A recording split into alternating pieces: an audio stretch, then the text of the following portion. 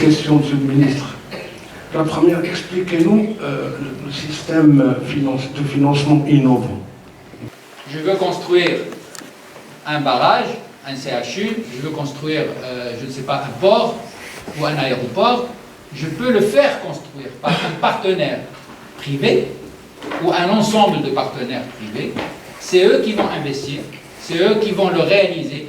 Et le jour où ils rentrent en service, en exploitation, c'est-à-dire quelques années après, ça dépend des projets, eh ben, il y a tous les cas de figure qui sont ouverts. Soit une partie des recettes, si on prend par exemple le cas d'une autoroute, on peut imaginer qu'une autoroute soit construite par un privé et que le payage aille vers le privé. Et que si cette autoroute, par exemple, n'est pas du tout rentable, qu'une partie soit compensée par une subvention de l'État. Pourquoi vous allez sur le marché international ? Le Maroc n'est pas sorti sur le marché international depuis plus de 4 ans. Et il continue à rembourser la dette extérieure chaque année, qui donc s'amortit. Et pour reconstituer donc ce niveau d'endettement, nous allons sortir conformément à ce qui a été autorisé au niveau de la loi de finances de 2019. Le montant sera autour d'1 milliard d'euros ou de dollars en fonction des conditions de marché que nous allons trouver. Et il est prévu que cette sortie s'opère dès le milieu de novembre de cette année.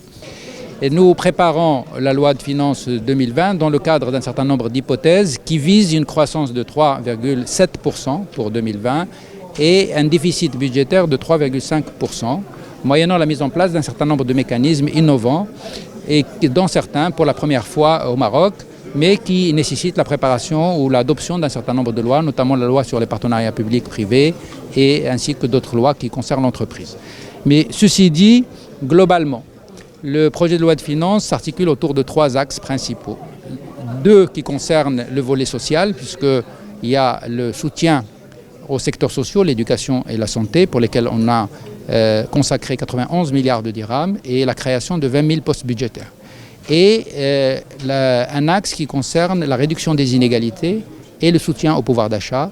Et pour cela, il y a 18 milliards pour les programmes nationaux, 18 milliards de dirhams qui sont consacrés à la réduction des inégalités, les programmes TICIG, l'INDH, le Fonds de développement rural, etc. Et de l'autre côté, il y a à peu près 26 milliards qui sont prévus pour la caisse de compensation et pour l'augmentation des salaires et des allocations familiales, aussi bien dans le secteur privé que dans le secteur public. Pour ce qui concerne l'entreprise, évidemment, il y a la création du fonds pour l'entrepreneuriat. C'est un fonds qui sera doté de 2 milliards de dirhams chaque année pendant les 3 prochaines années, soit 6 milliards de dirhams en tout. Et ce fonds va accompagner toutes les catégories qui ont été énoncées dans le discours de Sa Majesté lors de l'ouverture du Parlement, de la session parlementaire de cette année. Et évidemment, le secteur bancaire et le gouverneur de la Banque centrale, avec le gouvernement, ont travaillé ensemble rapidement pour asseoir un certain nombre de mécanismes sur lesquels nous sommes en train de s'échiner en ce moment pour pouvoir les affiner et pour qu'ils soient opérationnels au 1er janvier 2020. Le rôle